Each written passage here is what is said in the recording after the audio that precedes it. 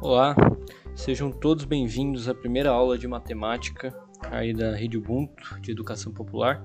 Meu nome é Vinícius, eu sou professor de Matemática e Física do Polo Santo Dias, da Rede Ubuntu, e vou estar fazendo videoaulas de Matemática e Física também aí, principalmente nesse momento de quarentena, né? Bom, nessa primeira aula a gente vai dividir ela em dois tópicos. O primeiro tópico é uma introdução à matemática.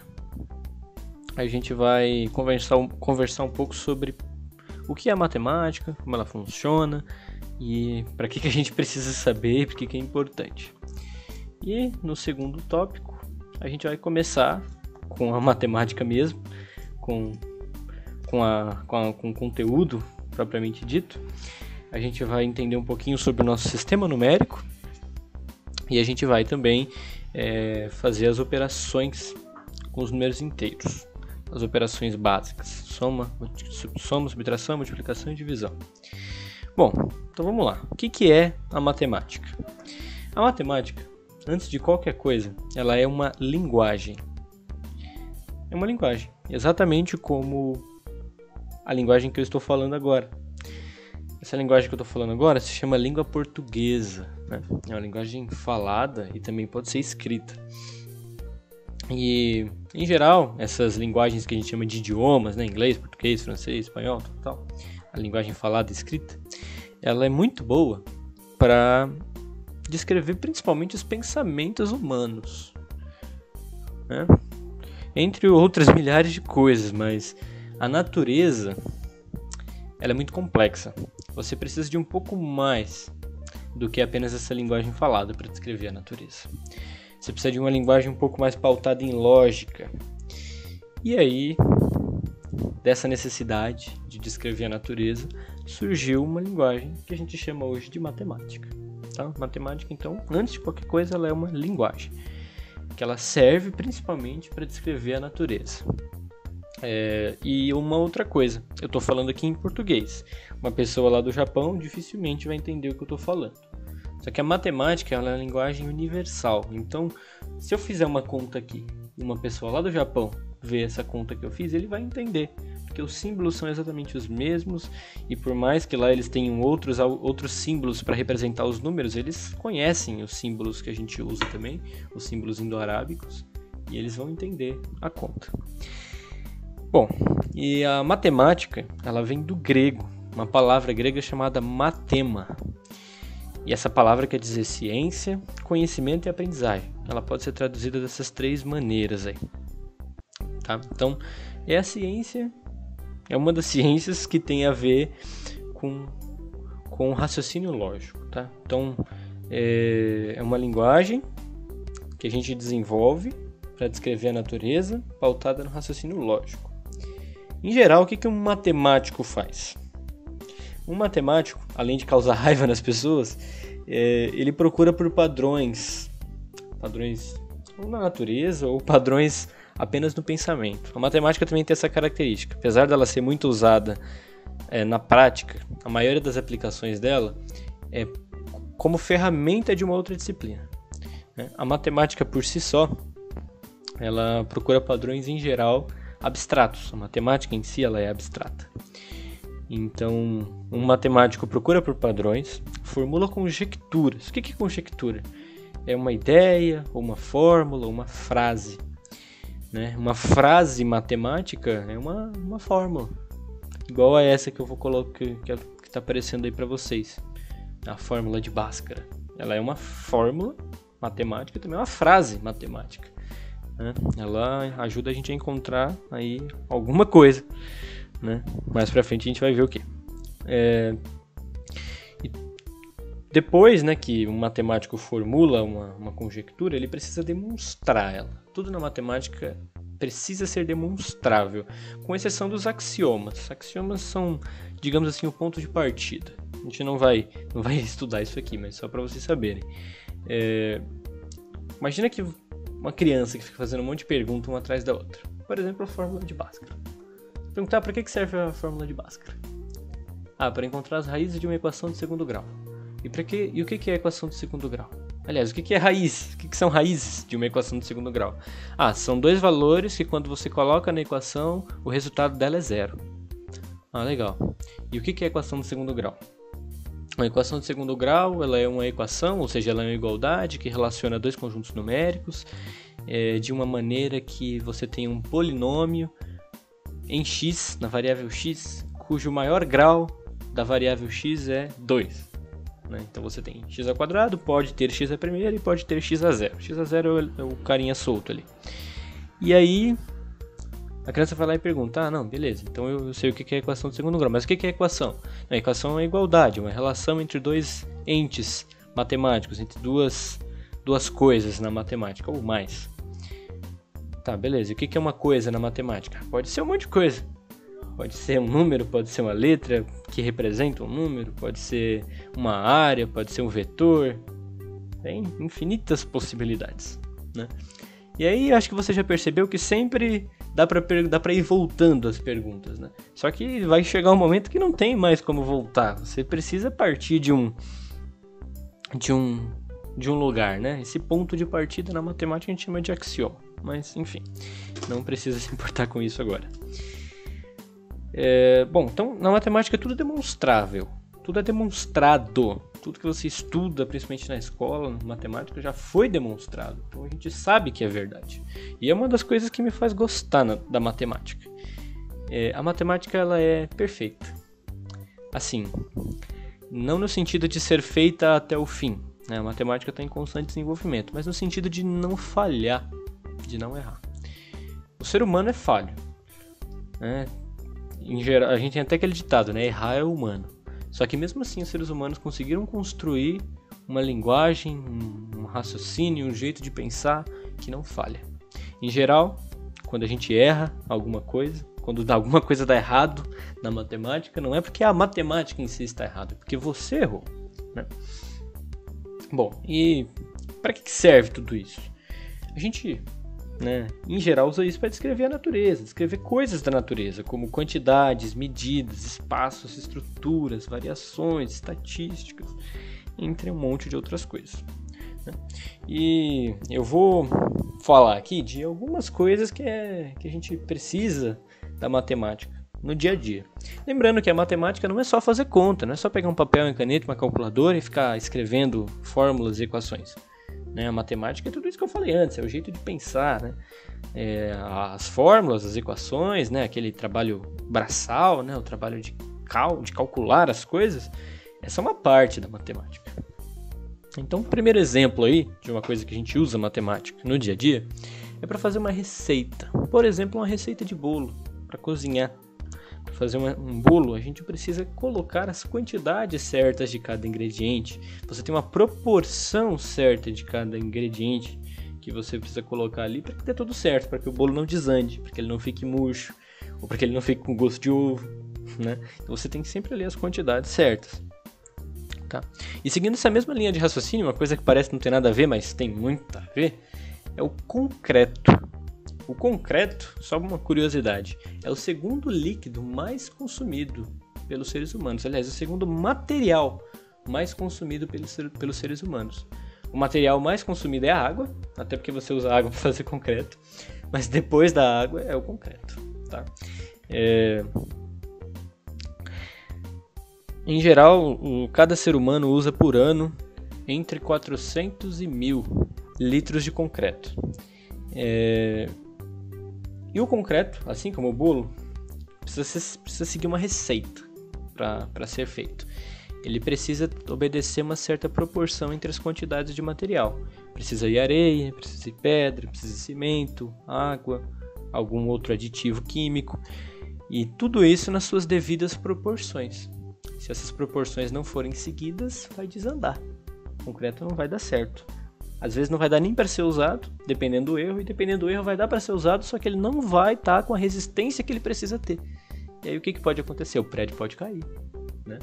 Então, e tudo isso, né, para fazer o concreto, para encontrar quais são essas quantidades necessárias de acordo com a resistência que você precisa ter no concreto para suportar o peso do edifício, Você tem diversas disciplinas, diversas áreas do conhecimento que usam a matemática como ferramenta, tá?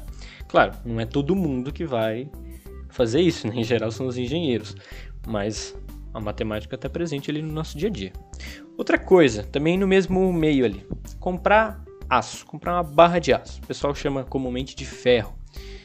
Imagina que você é um operário de uma obra, e aí o engenheiro da obra pede para você comprar 4 barras de 6 metros de comprimento e de 12,5 milímetros de diâmetro. E aí você chega lá na loja para comprar essas barras de aço e as barras estão todas escritas lá em polegadas. Não está escrito em milímetro, está escrito em uma outra medida. Você precisa saber converter. Claro, você tem a possibilidade de ligar para o engenheiro e ele vai falar qual que é a medida em polegadas. Só que o engenheiro precisa saber essa conversão, precisa saber fazer essa conta. Ou no mínimo ter decorado esse valor porque alguém fez essa conta antes, né? Então, tá aí, mais um exemplo aí de uma coisa bem simples, mas que a matemática está presente.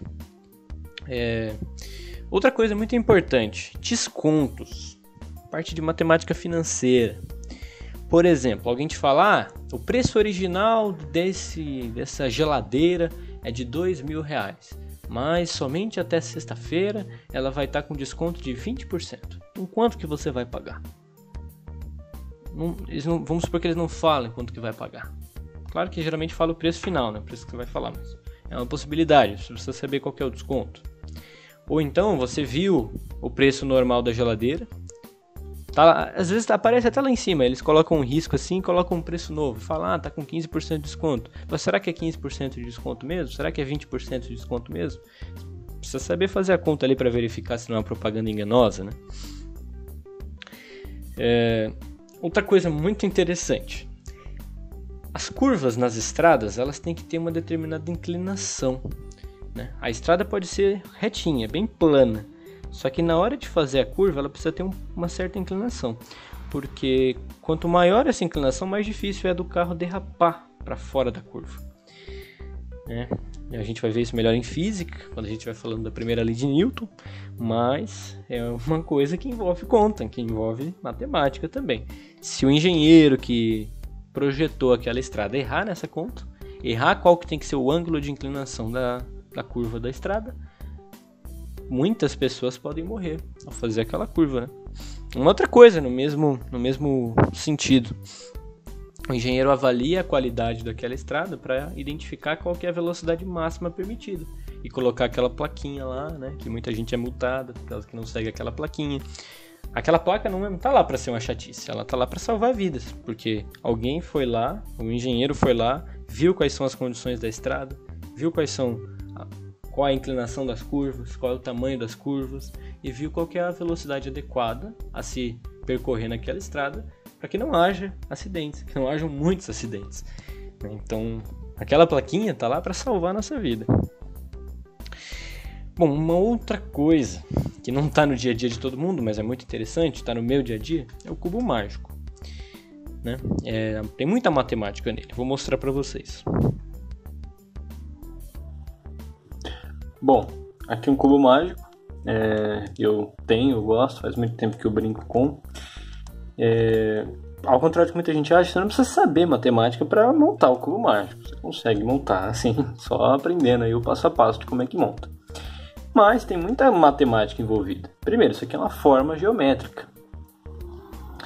Então, você pode querer, sabendo quanto que mede essa distância aqui, sabendo quanto mede essa, sabendo que aqui tem 90 graus de ângulo, querer medir ou querer calcular quanto que mede essa diagonal, ou até em 3D, essa diagonal que vai dessa ponta até essa ponta aqui de trás, furando o cubo, né? Claro, não num cubo mágico. No cubo mágico você não vai querer saber isso, mas em outras coisas você pode querer saber, né? Por algum motivo pode ser necessário calcular o tamanho dessa diagonal. Então, outra coisa, se você... Aqui o cubo mágico está em uma forma, tá? Um jeito de que é possível você organizar as peças, que é a forma montada. Se você virar aqui, é outra combinação de cores. Se virar aqui, é outra combinação. Se virar aqui é outra. Se virar aqui é outra.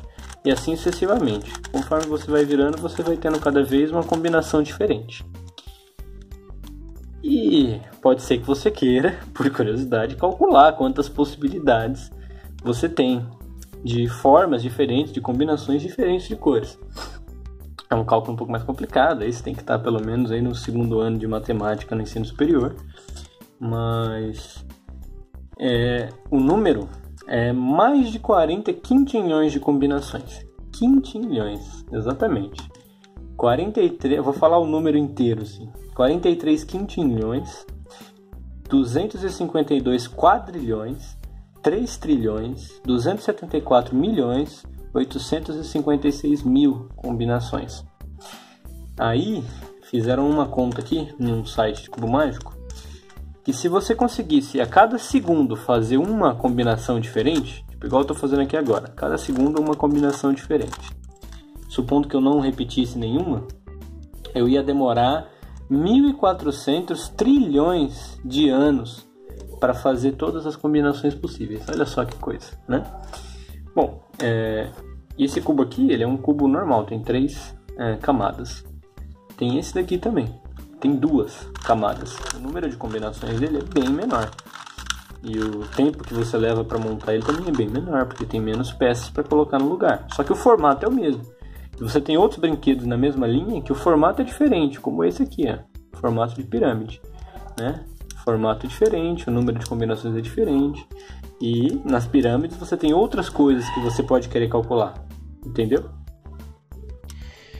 Bom, outra coisa, né, que a gente em geral não percebe tanto, mas a matemática está presente na nossa vida desde o nascimento. Quando a gente nasce, uma das primeiras coisas, aliás, antes de nascer, quando a mulher descobre que está grávida, ela começa a contar as semanas de gestação para saber se o bebê está bem, se a gestação está sendo no tempo, se já é hora do bebê nascer ou não. Hoje em dia, até se o bebê estiver dando indícios que vai nascer antes do tempo, existem remédios que a mulher toma, que a gestante toma para retardar o nascimento e o bebê nascer no tempo certo, né? A médica sabe disso, principalmente por causa da contagem de tempo. A contagem de tempo é uma coisa tão simples, a gente faz no dia a dia, né? E a matemática também.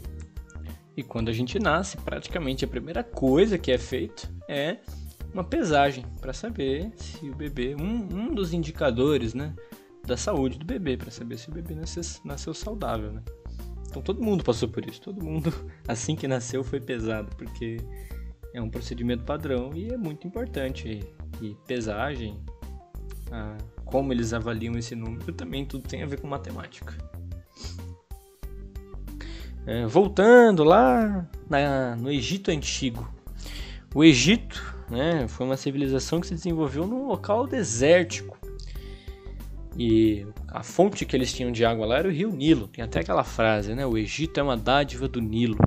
Por que o Egito é uma dádiva do Nilo? Porque a civilização só existe ali por causa da água do rio Nilo. Só que o rio Nilo só enchia, só tinha aquela cheia, só tinha água à vontade em uma época do ano. E aí os egípcios identificaram que de tempos em tempos aquele rio enchia. Eles conseguiram identificar o padrão de tempo, né? E aí eles faziam obras hidráulicas, eles faziam umas represas para quando o rio enchesse, a água do rio subia, e aí a água enchia essas represas, e depois quando o rio abaixava eles tinham água para mais tempo, né? Então a matemática aí ajudando a criar a civilização. E agora, né, nós estamos vivendo aí a crise do coronavírus. Não sei quando você está vendo esse vídeo, mas se você estiver vendo próximo da data de publicação, a gente está fazendo, né, esse trabalho aí de videoaulas para a Rede Ubuntu por causa principalmente do coronavírus. A gente está em quarentena aí, né, quem tem a possibilidade de não sair de casa está em casa e a gente está tentando promover essas aulas online. E aí, eu vou responder uma pergunta que muita gente faz.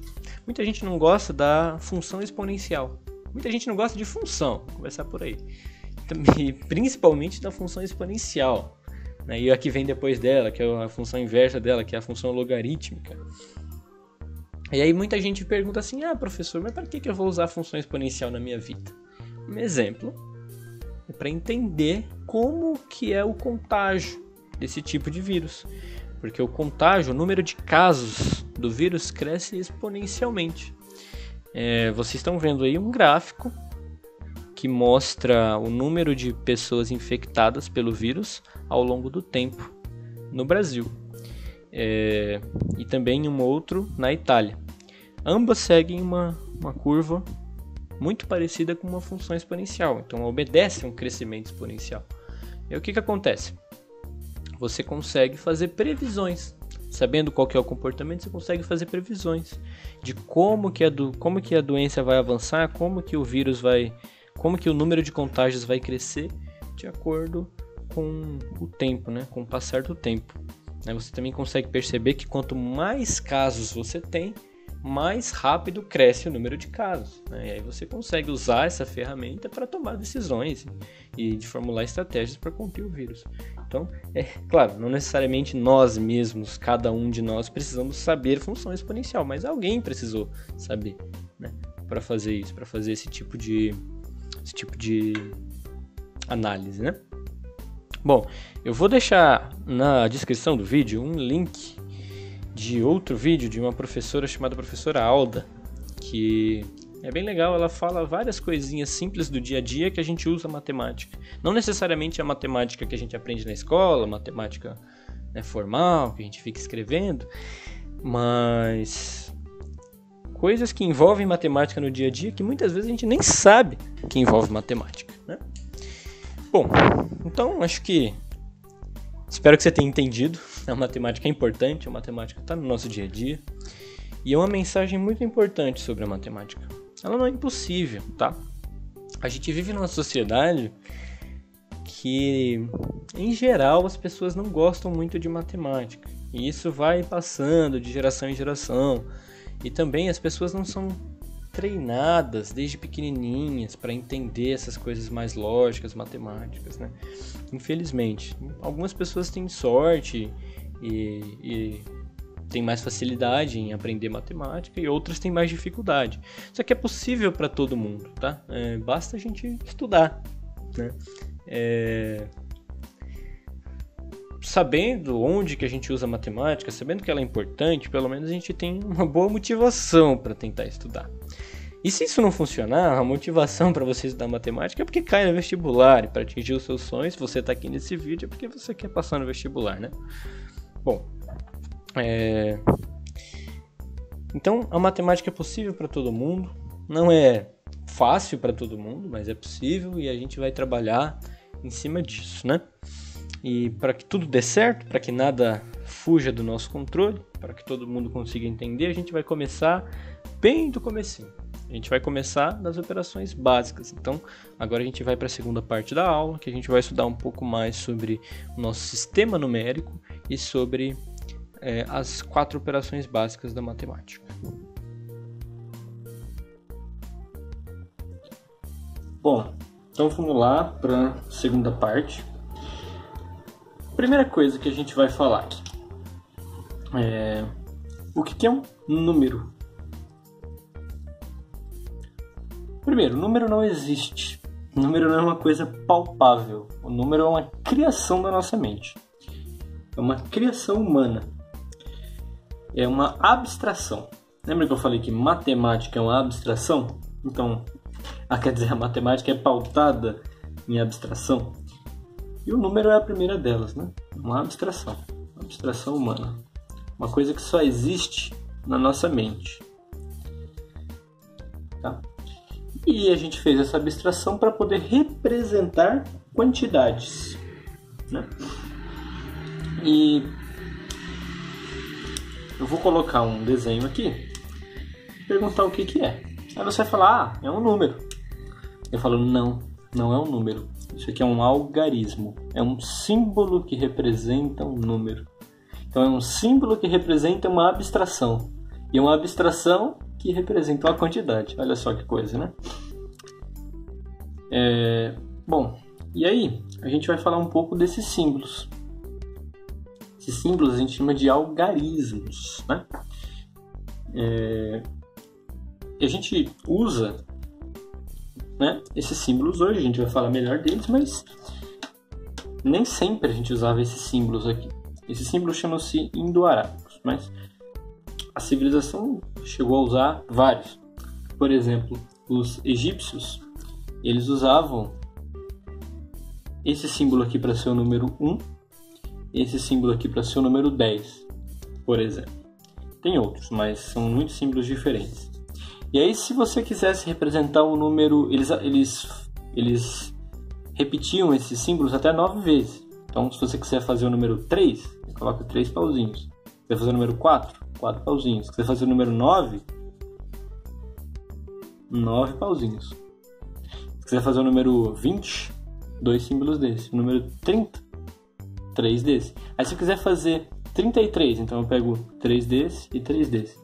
Olha só, eu preciso de 6 símbolos para representar algo que hoje a gente representa só com 2. Por isso que esse sistema não está sendo mais usado até hoje, ele não é tão eficiente. Um outro sistema que muita gente conhece é o sistema de numeração romana. Por exemplo, como é que ficaria o número 3.888 em números romanos? Os romanos usavam um pauzinho para o 1, 2 pauzinhos para o 2, 3 pauzinhos para o 3. Só que vai ficar repetindo um monte de pauzinho e nem sempre vai dar certo, né? Então já era um pouquinho melhor do que os egípcios, para poder escrever menos símbolos. Então eles falaram, esse daqui vai ser o 5. E aí se eu escrever o 5 e escrever o 1 antes do 5, eu tenho que subtrair. Então fica 5 menos 1, aí dá 4. Porque aí se eu escrever o 1 depois do 5, aí dá 6. Eu posso escrever o 2 depois do 5, aí dá 7. Posso escrever o 3 depois do 5, aí dá 8. Só que pro 9, não dá para repetir 4 pauzinhos, né? Que a gente só veio até o 3 aqui, não pode repetir 4 aqui.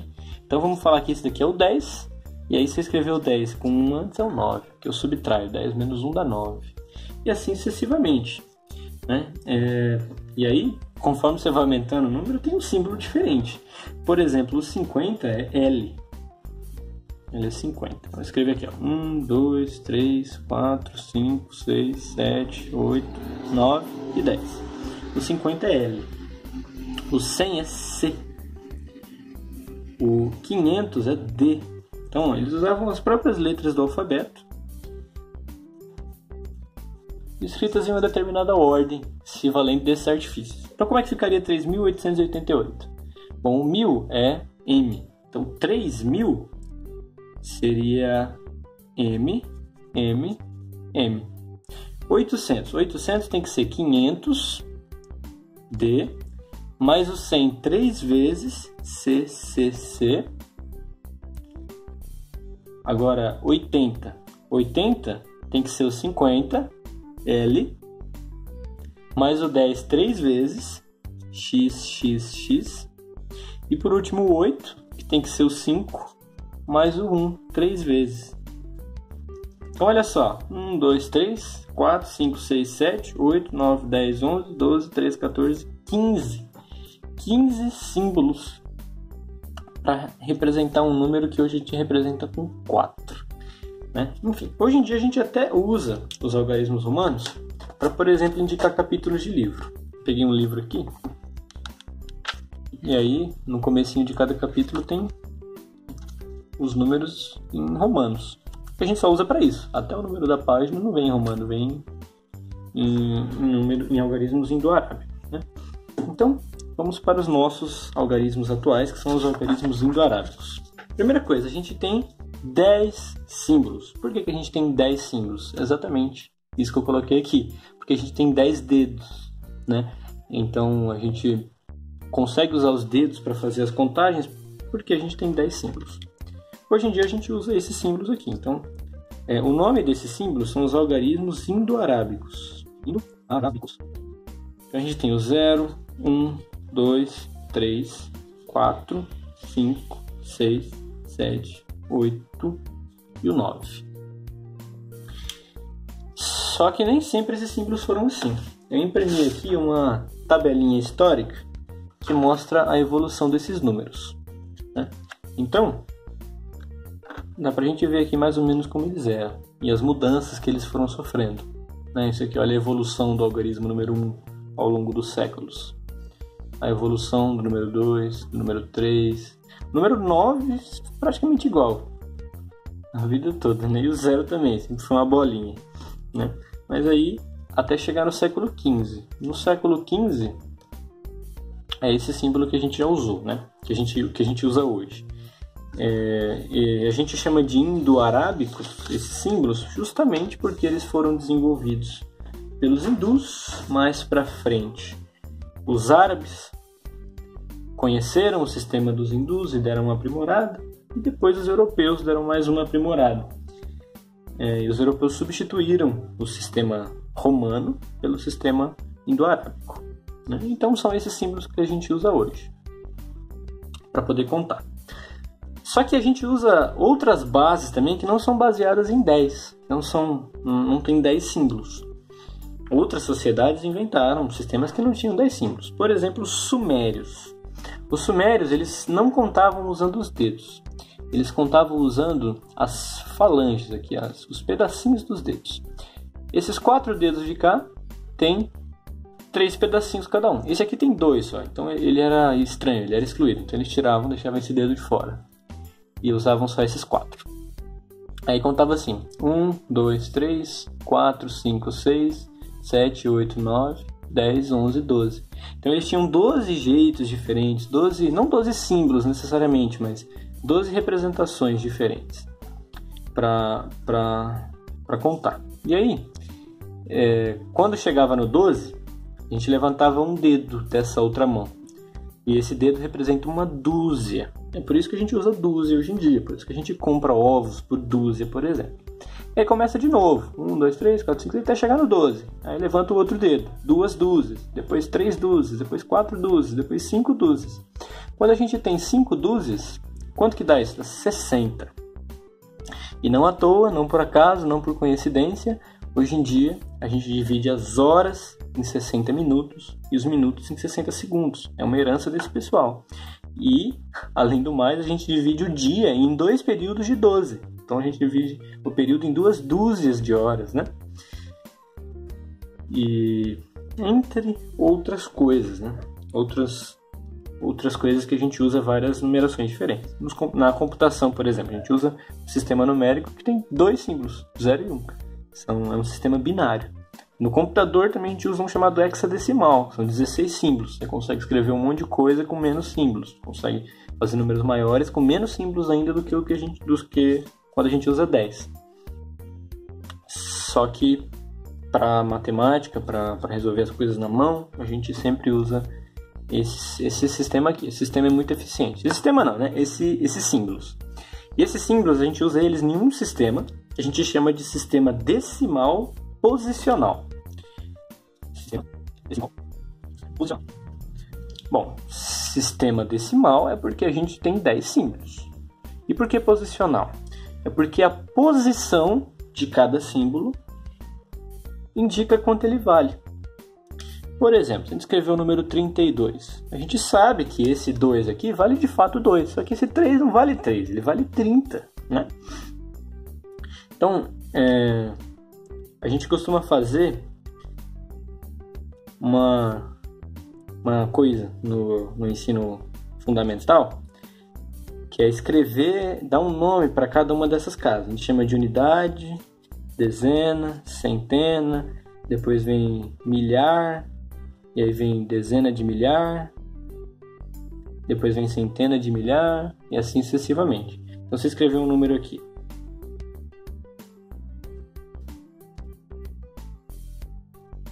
Esse número 5 está na casa das unidades, então quer dizer que ele vale 5 mesmo. Agora, esse 1 não está na casa das unidades, então ele não vale 1. Ele está na casa das dezenas, então ele vale uma dezena. Uma dezena são 10 unidades. Então esse número 1 vale 10. Na centena tem 0, então quer dizer que eu tenho 0 centenas. No milhar eu tenho 3. Esse 3 aqui, nessa posição, não vale 3, ele vale 3.000, né? Ele vale 3 milhares. E um milhar é 10 centenas, uma centena é 10 dezenas, uma dezena é 10 unidades. Então, né, quando eu chego no 10, eu sempre pulo um para frente. Né? Esse 8 aqui não está valendo. Aliás, esse 2 não existe. Essa é a casa da centena de milhar. esse 8 aqui ele está valendo uma centena de milhar, né? Ele não está valendo 8. Então ele está valendo 800 mil, umas 8 centenas de milhar. Bom, então vamos olhar melhor essa questão de quando chega em 10 a gente pula para o próximo. Vamos supor que eu estou contando. Então eu vou começar do 1, aí vai para o 2, 3, 4, até chegar no 9. Na verdade começa do 0, né? E aí eu chego no 9, não dá mais para continuar. Eu só tenho 10 símbolos. Então o que a gente faz? O que a gente inventa? Na verdade todas essas casas aqui, até o infinito, elas existem. Só que elas são sempre 0 quando não tem nada no número, né? Então na verdade todo número tem infinitas casas de zeros à esquerda para poder chegar no número. E também a gente inventou uma tal de uma vírgula aqui e colocou infinitos zeros à direita também. Eu não preciso representar esse monte de zero porque não vale nada. E esse monte de zero depois da vírgula também não preciso representar porque não vale nada. Mas isso aqui pode nos ajudar agora. Por quê? Eu vou escrevendo aqui até chegar no 9. Quando chegar no 9 não dá mais. Então o que eu faço? Eu aumento 1 nesse próximo algarismo e aqui eu começo de novo.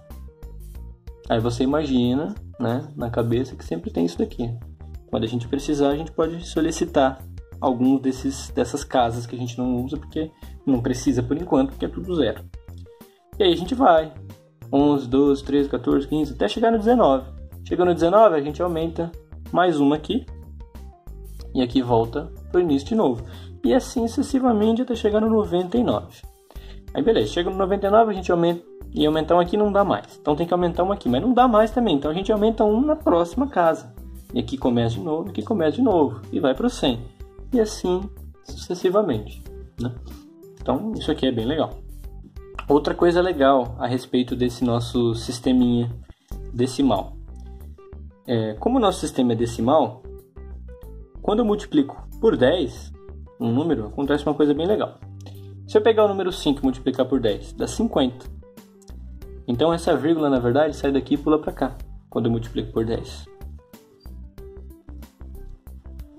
Se eu multiplicar por 10 de novo, a vírgula pula mais uma casa para lá. Porque 50 vezes 10 dá 500. E se eu dividir a mesma coisa, se eu pegar 500 e dividir por 10, a vírgula volta para cá.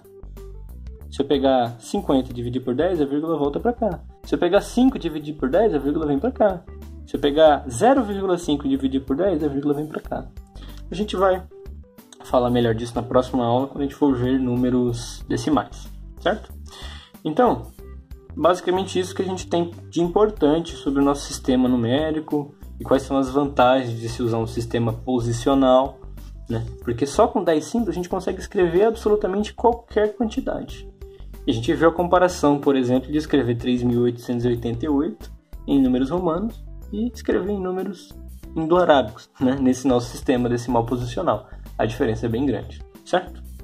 Bom, é claro, na matemática a gente não podia esperar menos que isso. Surge a necessidade de fazer conta. E a primeira conta que apareceu é a soma, né? Sempre, em algum momento aí, surgiu a necessidade do ser humano juntar as coisas. O cara pensava assim, eu tenho 5 ovelhas, depois eu ganhei mais 4 ovelhas, então com quantas eu fiquei? Fiquei com 9 ovelhas. Né? Essas contas pequenas, de pequenas quantidades, a gente faz na cabeça, né? Quando é pequeno faz até a tabuada da soma, né? A gente ficava assim, a tabuada do 1, 1 mais 1, 1 mais 2, 1 mais 3, e assim sucessivamente. Aí depois a tabuada do 2, 2 mais 1, 2 mais 2, 2 mais 3, para ir aprendendo essas continhas simples. Mas essas contas simples a gente consegue fazer de cabeça sem grandes dificuldades, né? Porque o problema é quando as contas ficam maiores. Né? Então deixa eu só escrever aqui, ver o que a gente está fazendo. Soma. Por exemplo, se eu precisar somar 25 mais 14, o negócio fica um pouquinho mais difícil, né? A gente geralmente faz as tabuadas até o 10, né? Ninguém faz tabuada do 11, 11 mais 1, 11 mais 2, 11 mais 3, tabuada do 12. Em geral a gente vai só até o 10, né? A gente não fica decorando outras tabuadas porque não precisa. Quando a gente precisa fazer essa conta, a gente desenvolveu uma sequência de passos. Uma sequência de passos a gente chama de algoritmo. né? Então, um algoritmo é uma sequência de passos. Então, a gente tem um algoritmo para fazer as contas maiores. A gente quebra essa conta maior em contas menores, que dá para fazer com a tabuada, que a gente já sabe. Só um adendo, esse nome algoritmo e o nome algarismo, os dois são parecidos porque são em homenagem a um matemático árabe chamado Al-Khwarizmi. Eu vou escrever aí o nome na tela para vocês. Não vou escrever aqui agora porque eu não sei. É um nome árabe, muitas consoantes juntas. Então, por isso que os nomes são parecidos, né? Uma homenagem a esse matemático. E ele teve uma contribuição no desenvolvimento e na disseminação desses símbolos. Bom, então como é que funciona? A gente vai colocar os dois números um embaixo do outro, só que com uma ressalva. Unidade embaixo de unidade, dezena embaixo de dezena, centena embaixo de centena e assim sucessivamente.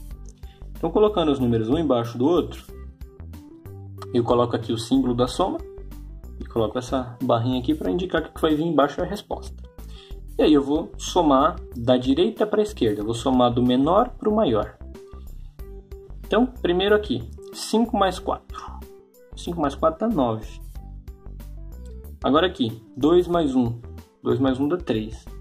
Então o resultado dessa conta é 39. Então eu coloco aqui, igual a 39. Tá? Isso aqui geralmente é o rascunho, tá? A gente faz em outro lugar. Normalmente a conta a gente escreve assim, na mesma linha. Essa é a conta, aqui é o rascunho, é o passo a passo, é o algoritmo que eu usei para resolver a conta. Né?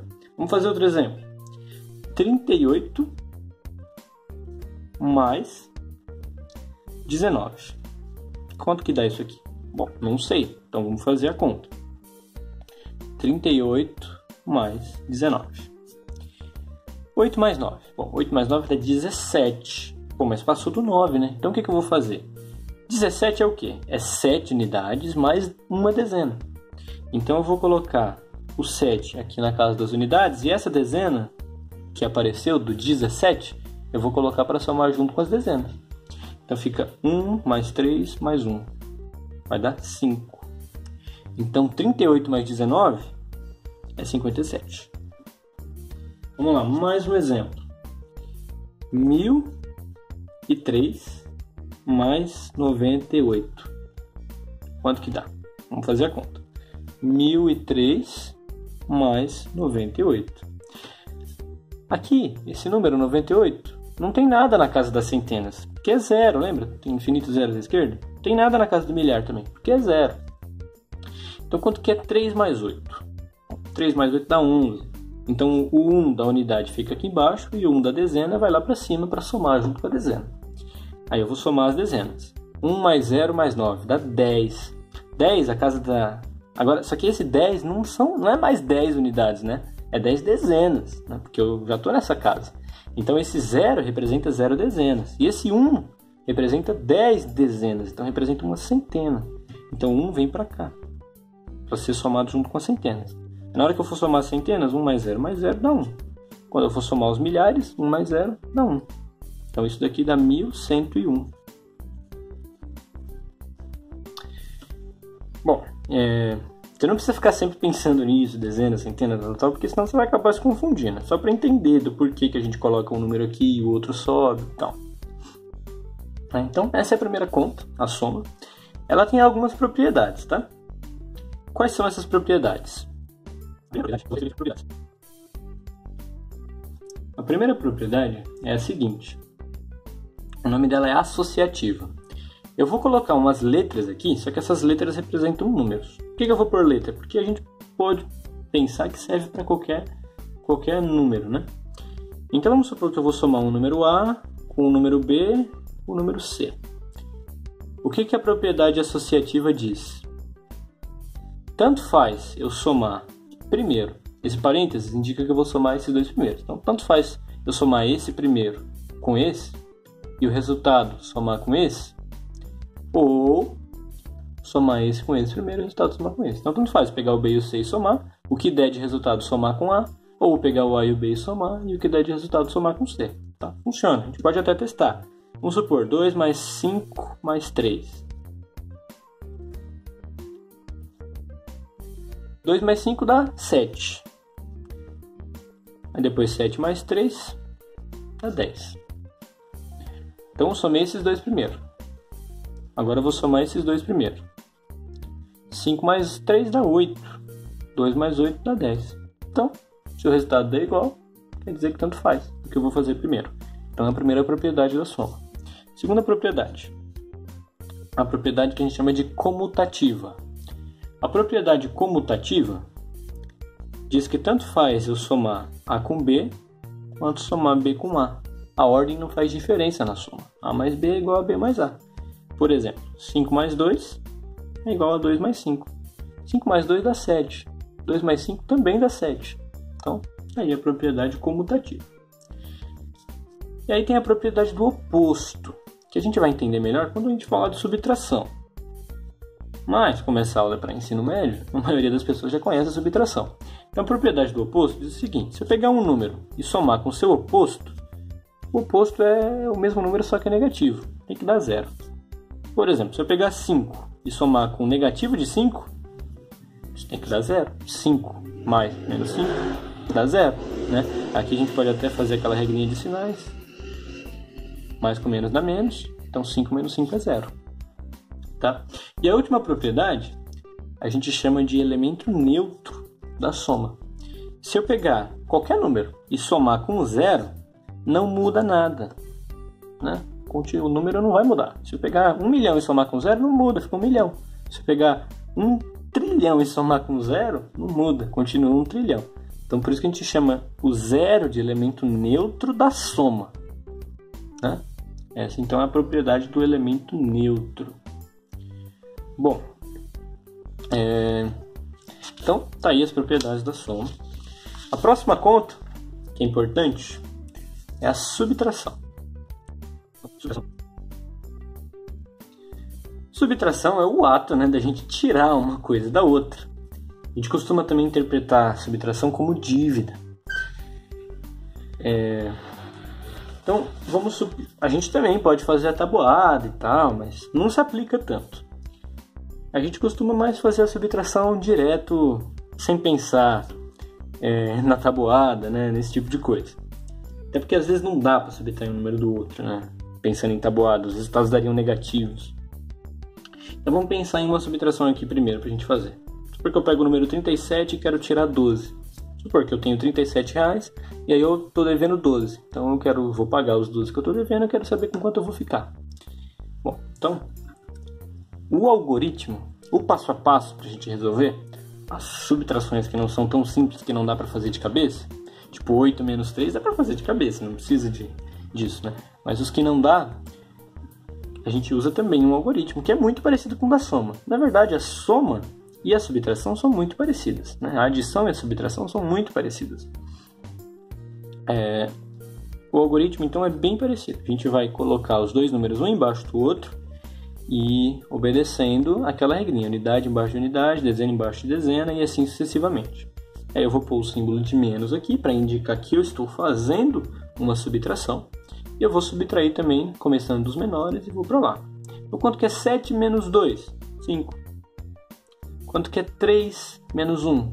2. Então, 37 menos 12 dá 25. Tranquilo, né? Só que nem sempre é tão tranquilo, às vezes dá algum problema. Vamos fazer o próximo exemplo. 45 menos 19.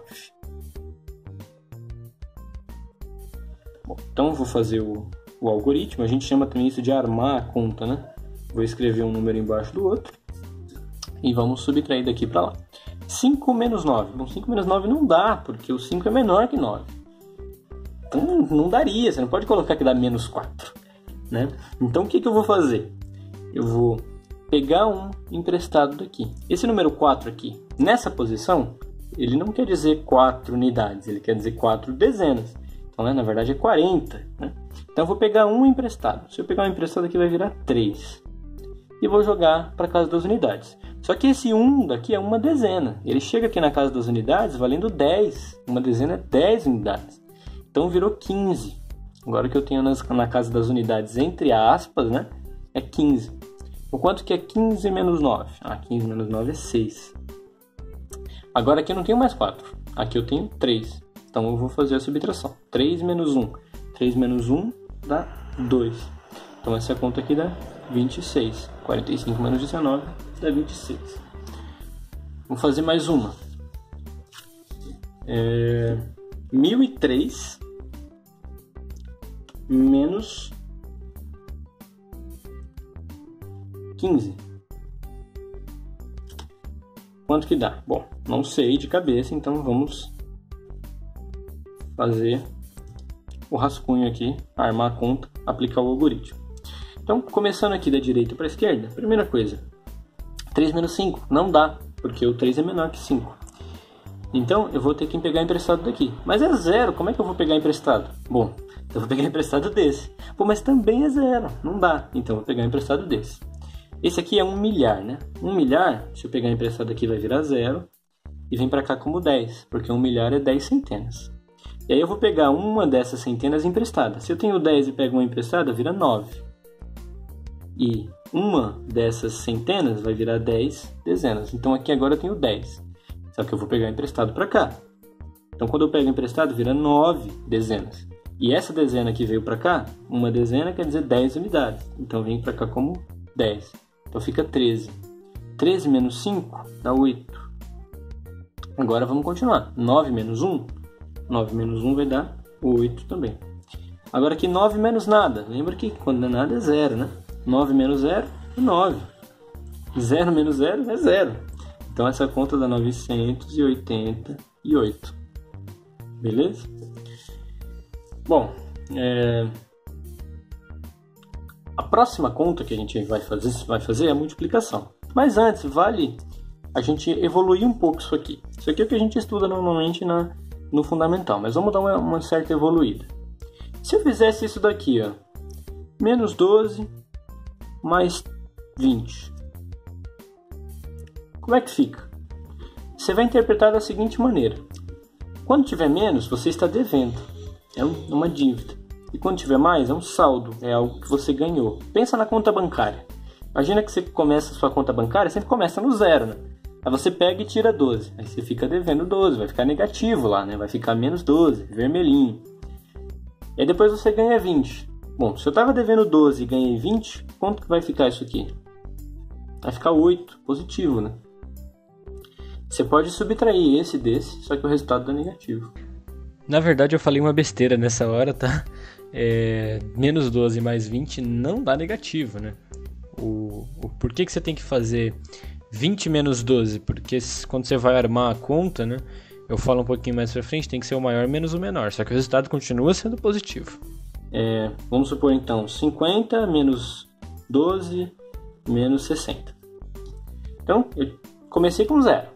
Aí 50 não tem nada antes, quer dizer que é positivo, é mais. Então eu ganhei 50. Então meu saldo ficou positivo 50. Aí eu perdi 12.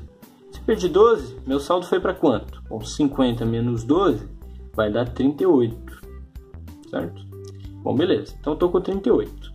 Vamos até escrever aqui para a gente não se perder. Fazendo essa primeira parte, dá 38. Bom, agora se eu tenho 38 e eu vou perder 60, quanto que vai ficar de saldo na minha conta bancária? Bom, eu vou pegar os 38 que eu tenho, eu vou pagar e vou continuar devendo alguma coisa ainda, né? Quanto que eu vou continuar devendo? Bom, não sei, né? Tem que fazer a conta. 38 menos 60. Aí você fala, bom, beleza, então vamos armar a conta. 38 menos 60. Não pode. Tá errado isso aqui. Por quê? Porque o algoritmo da subtração, ele é feito para você tirar o maior do menor. Quer dizer, tirar o menor do maior. Então você sempre tem que colocar o maior em cima e o menor embaixo. Sempre tem que ser assim, senão dá errado. Então vamos lá. 0 menos 8 não dá, porque o 0 é menor que 8. Então eu vou pegar um emprestado daqui, vai virar 5. E aqui virou 10. 10 menos 8 dá 2. 5 menos 3 dá 2 também.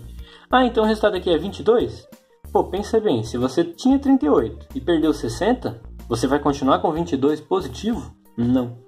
Porque essa conta aqui a gente só inverteu para fazer o algoritmo. Mas o resultado dela tem que ser negativo, porque aqui prevalece o sinal do maior. O sinal do 38 é mais e o sinal do 60 é menos. Qual que é maior? É o 60, então prevalece o sinal do 60. Então, se eu fizer todo esse fuzuê aqui na minha conta bancária, no final eu vou ficar devendo 22. Beleza? Bom, Agora vamos para multiplicação. Bom, primeiro a gente precisa saber de onde que surgiu a multiplicação. Muita gente faz multiplicação, faz um monte de conta, aprende a usar a calculadora, passa no vestibular sem saber exatamente o que é multiplicação. Vamos pensar aqui o que é multiplicação. Vamos supor que exista um vendedor, né, na época do escambo, que não tinha dinheiro ainda, que ele vendia bois. Ele trocava cada boi em 5 sacos de arroz. E aí ele ficava anotando quantos sacos de arroz ele havia ganhado no dia. Então ele vendeu o primeiro boi, ficou com 5 sacos de arroz. Depois ele vendeu o segundo boi, mais 5 sacos de arroz. Depois vendeu o terceiro boi, mais 5 sacos de arroz. Quarto boi, quinto boi, sexto boi, sétimo boi. Pô, já começou a cansar escrever 5 mais 5 mais 5 mais 5 mais 5 mais 5. Pô, será que não tem um jeito de eu sintetizar isso aqui? Por enquanto não, mas aí inventaram. Inventaram o que a gente chama de multiplicação. A multiplicação é uma forma de sintetizar uma soma do mesmo número consecutivas vezes.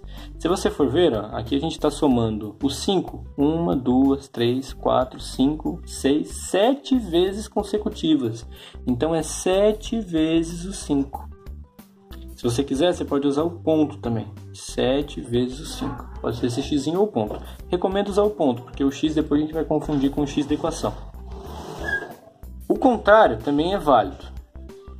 Tipo, 7 vezes 5 é a mesma coisa que 5 vezes 7. A gente vai ver nas propriedades. Tá? Então é isso, é a sintetização. A gente chama isso de princípio da preguiça. A gente não, né? Eu e meu grupo de amigos.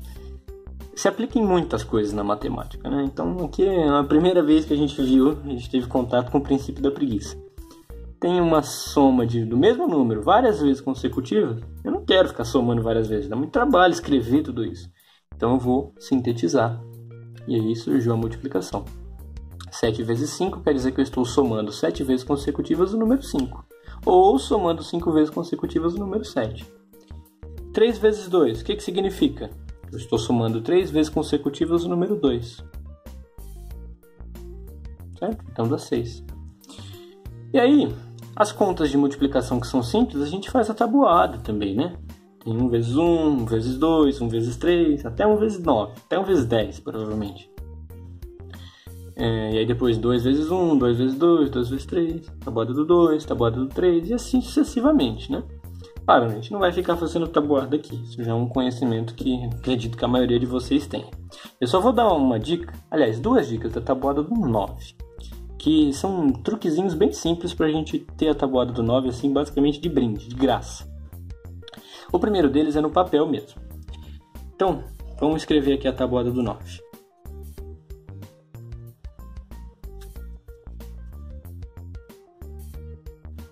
Bom, escrevi aqui. Aí o que você vai fazer? Vai escrever de 0 a 9. Começando de cima para baixo, depois de baixo para cima. Então, 0, 1, 2, 3, 4, 5, 6, 7, 8, 9. Agora eu vou escrever de 0 a 9, de baixo para cima. 0, 1, 2, 3, 4, 5, 6, 7, 8, 9. Legal, né? Tá aí, essa é a tabuada. 9 vezes 1 é 9, 9 vezes 2 é 18, 9 vezes 3 é 27, 9 vezes 5 é 45, 9 vezes 8 é 72. Só que tem outro jeito. A gente vai usar as nossas mãos. Quem tiver 10 dedos, né? Quem não tiver 10 dedos não vai dar. E aí o que a gente vai fazer? Vai abaixar um dedo. Tudo que tiver à esquerda do dedo abaixado vai valer 10. Tudo que tiver à direita do dedo abaixado vai valer 1. Então, por exemplo, eu quero fazer 9 vezes 3. Então eu vou abaixar o terceiro dedo. Então, ó, primeiro, segundo, terceiro. Vou abaixar esse dedo aqui. Então tudo que está à esquerda vale 10. Então 10, 20. E tudo que está à direita vale 1. 21, 22, 23, 24, 25, 26, 27. Então, 9 vezes 3 é 27. 9 vezes 5. Vou abaixar o quinto dedo. Então, ficou 45.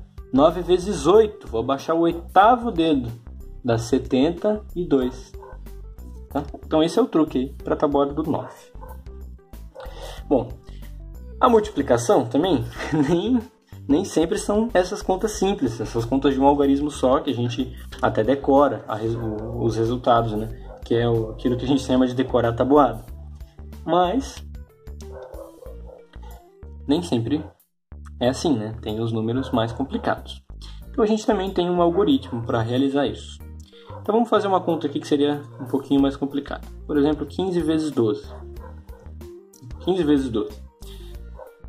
Eu também vou escrever um número embaixo do outro. Dessa vez, não necessariamente precisa ser unidade embaixo de unidade. Pode até ficar mais organizado, mas não necessariamente você precisa disso. Tá? Por quê? Porque você vai multiplicar todo mundo com todo mundo. A gente vai pegar esse número de baixo e vai multiplicar primeiro esse daqui da direita. Vai multiplicar ele com esse, depois com esse.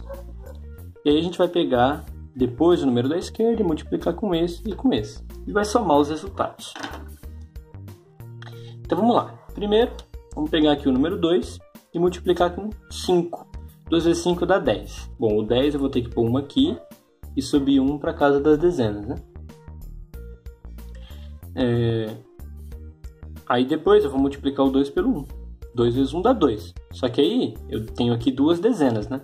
Duas dezenas mais uma dezena que subiu aqui. Então ficou 3 dezenas. Beleza. Agora o próximo é multiplicar o 1 pelos dois números de cima. Aí eu tenho que apagar esse rascunho aqui de cima, ele não funciona mais. Eu tenho que tomar cuidado que eu vou somar, tá? Então vai ser uma soma aqui. O resultado que vai dar eu vou somar com esse. Então quanto que é 1 vezes 5? É 5. Só que será que é 5 mesmo? 5 unidades? Não, porque esse 1 aqui, ele quer dizer uma dezena. Uma dezena vezes 5 dá 5 dezenas. 5 dezenas é 50, então o 5 tem que estar aqui. E a gente põe um 0 na frente, porque, né? Quando não tem nada é 0, mas é 5 dezenas. 5 dezenas é igual a 50. E aqui, 1 vezes 1 vai dar 1. Só que é 1 o quê? É uma centena, né? Porque é uma dezena vezes uma dezena. 10 vezes 10. 10 vezes 10 é 100. Você não vai pensar assim toda vez. Você vai fazer 1 vezes 1 mesmo, vai pôr o resultado aqui. Mas só pra gente entender por que esse 1 vem parar aqui, nessa terceira posição. Porque ele representa a centena. Por que o 5 do 1 vezes 5 vem parar aqui? Porque ele representa a dezena, ele não representa unidade. Beleza, feito isso a gente pode somar. Lembrando que aqui tem um 0. Quando não tem nada, tem 0. 0 mais 0, 0. 3 mais 5, 8. 0 mais 1, 1. 180. Então, 15 vezes 12 dá 180. Vamos fazer uma mais complicada? 3.811 multiplicado por 16. Então, eu já fiz aqui direto na montagem da conta, né? Então, a mesma coisa. Vou pegar esse cara, multiplicar por todo mundo, depois esse, multiplicar por todo mundo, somar os resultados. Então, 6 vezes 1. 6 vezes 1 dá 6. 6 vezes 1 dá 6 também. 6 vezes 8. Bom, 6 vezes 8 dá 48, né? Então, o 8 vai ficar aqui e o 4 vai para o próximo. Por quê? Porque esse 48, né? Eu estou multiplicando unidade por centena. Então, dá 48 centenas. Então, 8 centenas eu vou deixar na casa das centenas, mas o 4 do 48, ele vai para a casa do milhar. Bom, aí agora 6 vezes 3 dá 18. Só que eu tenho que somar esses 4. Então, 18 mais 4 dá 22. Aí eu apago o rascunho e vou para o próximo. 1 vezes 1 dá 1. Só que lembra, esse 1 aqui, né, como eu estou multiplicando dezena por unidade, esse 1 é uma dezena. Então, ele não vem na casa da unidade aqui, ele vem aqui, na casa da dezena. E aqui tem que ser um 0. Agora aqui, 1 vezes 1, 1 também. 1 vezes 8, 8. 1 vezes 3, 3. E aí eu vou somar tudo. Então, 6 mais 0, 6. 6 mais 1, 7. 8 mais 1, 9. 8 mais 2, 10. Aí eu ponho 0 e 1 vai para a próxima casa. 1 mais 2 mais 3 vai dar 6. Então, 3.811 vezes 16 dá 60.976. Uma coisa aqui, um adendo, uma explicaçãozinha extra. A gente não pode separar os números quando tem mais de 3 dígitos. Muita gente costuma falar assim, 2.500.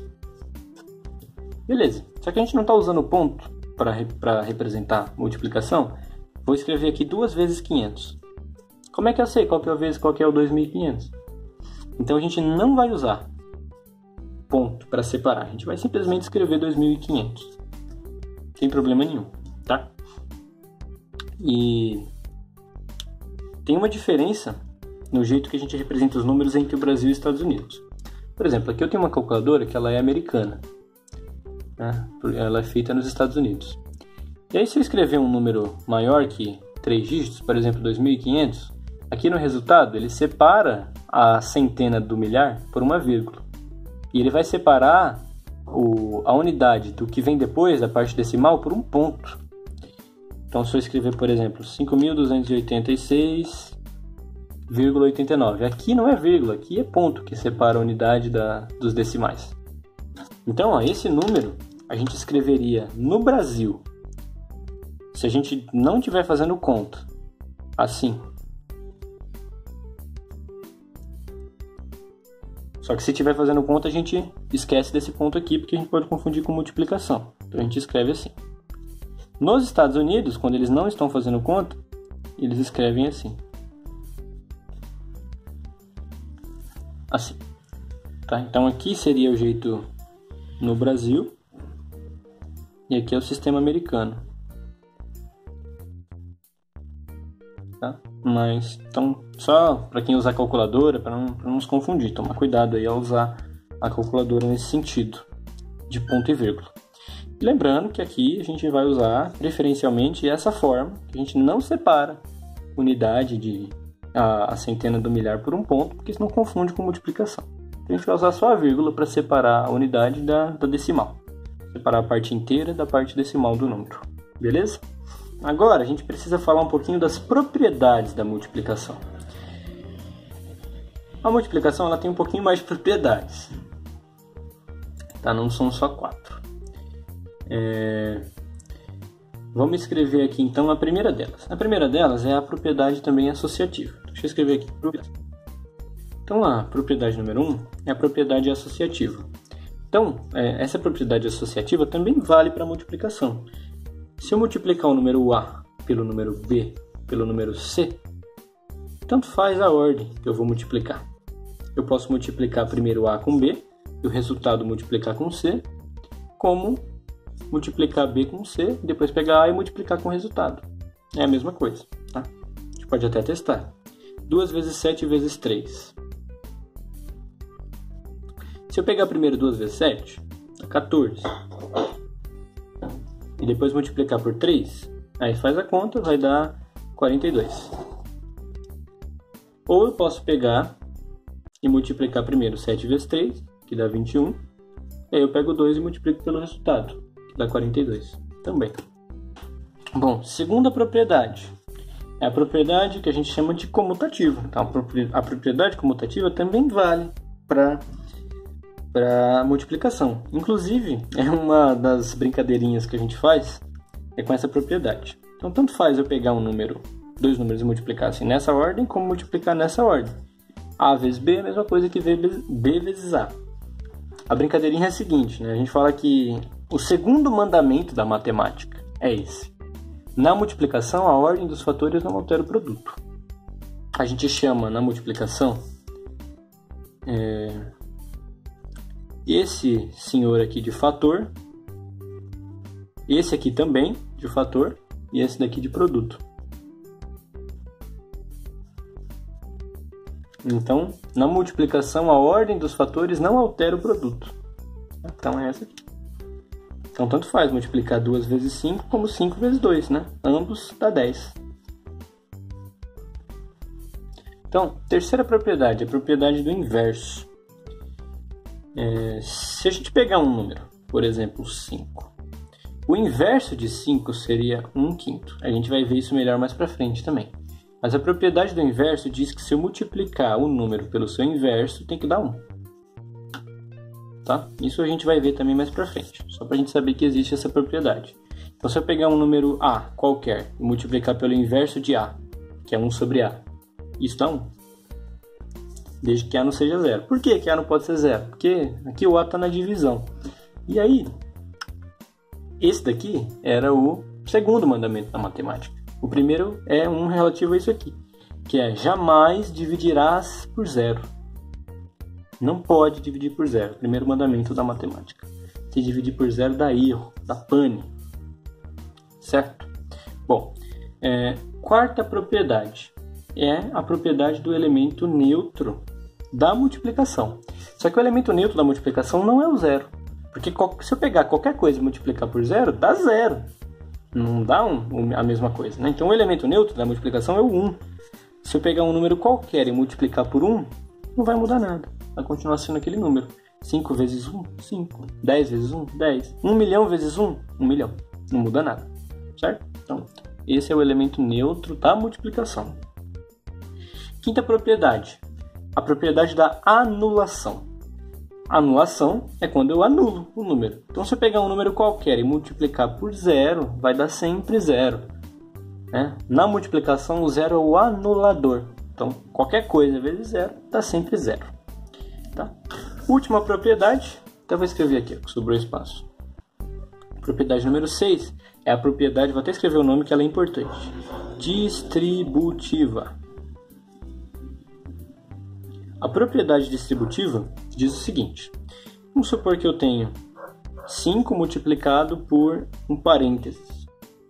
A gente coloca parênteses para indicar que a gente quer fazer primeiro o que está dentro dele. Tá? A gente vai ver mais para frente na aula de expressões numéricas. Mas o parênteses a gente sempre coloca para indicar que é para fazer primeiro o que está dentro dele. E aí é o seguinte. Se eu somar então primeiro o que está dentro dele, dá 7, né? 2 mais 5 dá 7. Aí agora eu vou multiplicar. 7 vezes 5 ou 5 vezes 7 dá 35. Só que a propriedade distributiva diz que eu posso multiplicar primeiro, desde que eu multiplique todo mundo que está dentro do parênteses, um por um. Então 5 vezes 2 dá 10, mais 5 vezes 5 dá 25. 10 mais 25, 35. Então eu tenho duas maneiras de fazer esse tipo de conta. Posso somar primeiro o que está aqui, depois multiplicar. E eu posso multiplicar um por um e depois somar a resposta. Então, essa é a propriedade distributiva. Certo? Bom, agora sim, finalmente, vamos para a última conta. Divisão, a última operação aqui que a gente vai fazer nessa aula. A gente pode representar de várias maneiras diferentes, né? Por exemplo aqui, 50 dividido para 10, esse é um jeito. 50 dividido para 10, esse é outro. 50 para 10, esse é outro. 50 para 10, esse é outro jeito, tá? Então você pode representar essa conta dessas maneiras. Inclusive, esse aqui é a forma de fração, né, que a gente vai trabalhar bastante. Mas esse símbolo aqui, ele saiu das frações. É como se esse pontinho representasse o número de cima, esse outro pontinho representasse o número de baixo e a barrinha, essa é a barrinha da fração. Tá? Então tem essa semelhança aí, essa curiosidade. Então pode ser esse símbolo, que é o símbolo da divisão, pode ser 2 pontos, pode ser uma barra assim, ou pode ser assim usando duas linhas, né? E aí, como é que funciona o algoritmo da divisão? Vamos pegar aqui esse caso. 243 dividido para 3. Aí a gente vai escrever assim para o algoritmo funcionar. A gente vai colocar o primeiro número aqui, o número que a gente vai dividir, né, o divisor. Deixa eu até escrever aqui assim a conta mesmo, sem ser o algoritmo. Esse aqui é o dividendo, é o número que a gente vai dividir. Esse aqui é o divisor, por quantas partes a gente vai dividir esse. A gente põe o dividendo aqui, o divisor aqui. Aqui vai sair o resultado, que a gente chama de quociente. E aqui vai vir o resto, se tiver resto. Bom, então, diferente das outras contas, a gente não vai começar do maior, a gente vai começar do maior. Do menor, a gente vai começar do maior. Então vai ser da esquerda para a direita dessa vez. Então a gente vai olhar, primeiro passo, quantos algarismos tem aqui? Tem um só. Então eu vou olhar o primeiro. Esse primeiro é igual ou maior a esse? Não. Então eu não posso pegar só um, eu vou ter que pegar os dois primeiros. E aí eu vou pegar esse bloquinho e dividir por esse. 24 dividido para 3 dá 8. E aí eu vou pegar agora e vou multiplicar 8 por 3, dá 24. E vou passar para cá negativo. vai dar 0. E aí eu terminei um ciclo da divisão. Quando eu termino um ciclo, eu posso abaixar o próximo número. Um número, e apenas um, que é o próximo. Se tiver. Agora 3 dividido para 3. O mais próximo é 1, né? Porque 1 vezes 3 é 3. Exatamente. Então 1 vezes 3 é 3. Passo para cá negativo. 3 menos 3 dá 0. Então, essa divisão dá exato. Não teve resto. Tá? Então, dá 81. Vamos fazer mais um caso aqui. 476 dividido para 7. Então, vamos fazer aqui o algoritmo. 476 dividido para 7. Então, primeira coisa, aqui tem um algarismo. Só que o primeiro aqui é menor. Então, não vai dar para pegar só um, vou ter que pegar 2. 47 para 7. Bom, tem que saber a tabuada do 7. Se você não soubesse, faz do lado. Mas aqui todos deu exato. Aqui não dá. Eu tenho que saber qual número na tabuada do 7 está mais próximo de 47, só que tem que ser menor. Então, na tabuada do 7, eu sei que 7 vezes 5 dá 35. 7 vezes 6 é 42. 7 vezes 7 é 49. 49 passa, não pode. Então, tem que ser 42, que é 7 vezes 6. Então, o resultado aqui é 6. Né? 47 dividido para 7, o mais próximo é 6. Por quê? Porque 6 vezes 7 dá 42. Então, eu passo aqui o 42, subtraindo. 47 menos 42 dá 5. Terminei um ciclo, posso abaixar o próximo. 56. Na tabuada do 7, o que chega mais próximo é o 8, porque 8 vezes 7 é 56. Então, 8 vezes 7 é 56, passo para cá negativo, não sobra nada também. Tá? Então, 476 dividido para 7 é 68. Vamos fazer mais um exemplo. 1001 dividido para 13. Ou será que dá? Não sei, vamos ver. Primeira coisa, a gente precisa da tabuada do 13, mas ninguém sabe a tabuada do 13 de cor. Assim, ninguém costuma decorar a tabuada do 13. Então a gente vai produzir a tabuada do 13 aqui do lado. 13 vezes 1 dá 13. 13 vezes 2 dá 26. 13 vezes 3 dá 39. 13 vezes 4 dá 40, 52. 13 vezes 5 dá 65. 13 vezes 6 vai dar 78. 13 vezes 7 vai dar 91. 13 vezes 8 vai dar 104. 13 vezes 9 vai dar 117. E 13 vezes 10, 130. Então tá aqui a nossa tabuada do 13 para a gente usar para fazer essa conta. Então vamos lá. Quantos algarismos esse número tem? 2. Então eu vou pegar os 2 primeiros. Só que os 2 primeiros ainda dá menor do que esse. Então não dá para pegar só os 2 primeiros. Então tem que pegar os 3 primeiros. Então 100. 100 dividido para 13. Então eu vou olhar na tabuada do 13, o mais próximo de 100, só que menor. É o 91, né? 91 é 13 vezes 1, 2, 3, 4, 5, 6, 7. 13 vezes 7. Então 13 vezes 7 dá 91. Vou passar o 91 aqui subtraindo. 100, eu tiro 91, vai sobrar 9. Aí, quando eu termino um ciclo, eu posso abaixar o próximo número. E só um. Então, agora eu tenho 91. 91 dividido para 13 dá 7, exatamente, né? 7 vezes 13 dá 91. Sobra 0. Legal, né? Bom, até agora não tivemos muitos problemas que o pessoal costuma travar. Então vamos pegar uma aqui que dá um probleminha que às vezes o pessoal trava. 9.189 dividido para 9. Deve dar exato. Tem um truquezinho mais pra frente eu vou ensinar também. Então, nossa, aqui eu deveria ter colocado assim, né? Mas tudo bem. 9.189 dividido para 9. Então, tem um algarismo. O primeiro aqui é igual, então dá para pegar só o primeiro. Vou pegar só o primeiro. 9 dividido para 9 dá 1. Então aqui, 9 vezes 1, né? 1 vezes 9 dá 9. Põe para cá subtraindo, sobra 0. Então eu terminei um ciclo, posso abaixar o próximo. Certo? Bom, agora eu tenho 1. 1 dividido para 9, muita gente fala assim, não dá. Mas você não pode falar que não dá. O que você tem que fazer? Você tem que pegar a tabuada do 9, que eu vou resgatar aquela que a gente fez agora há pouco, e procurar qual número chega mais próximo do 1, só que é menor, na resposta, né? Aí você fala, não tem. Não, tem sim. 0 vezes 9. 0 vezes 9 é 0. Esse daqui já passa, né, de 1. Então tem que ser menor. Menor é esse. 9 vezes 0. Então, eu vou colocar o 0 na resposta. 0. 0 vezes 9 dá 0. Se eu subtrair o 0 aqui, sobra 1. Terminei mais um ciclo. Agora sim que eu terminei mais um ciclo, eu tenho o direito de abaixar o próximo. 18. 18 para 9 dá 2. 2 vezes 9 dá 18. Passo 18 para cá subtraindo, sobra 0. Terminei mais um ciclo, posso abaixar o próximo. 9 para 9 dá 1. 1 vezes 9, 9. Passo aqui subtraindo, 0. Então, não tem resto.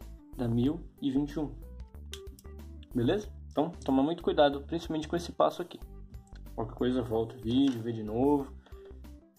Nos exercícios tem uns que dá esse tipo de problema também, justamente para a gente treinar. Aí é o seguinte, essa aula é grande, espero que você não tenha visto de uma vez, e tem aí os exercícios para treinar. E nas próximas aulas a gente vai continuar isso daqui, só que a gente vai fazer essas contas com vírgula e algumas coisinhas a mais. Espero que vocês tenham gostado. As dúvidas aí a gente tem plantão de dúvidas no WhatsApp e também tem um plantão de dúvidas ao vivo aí, que a gente ainda vai definir o horário, mas vocês vão ficar sabendo. Beleza? Então até mais.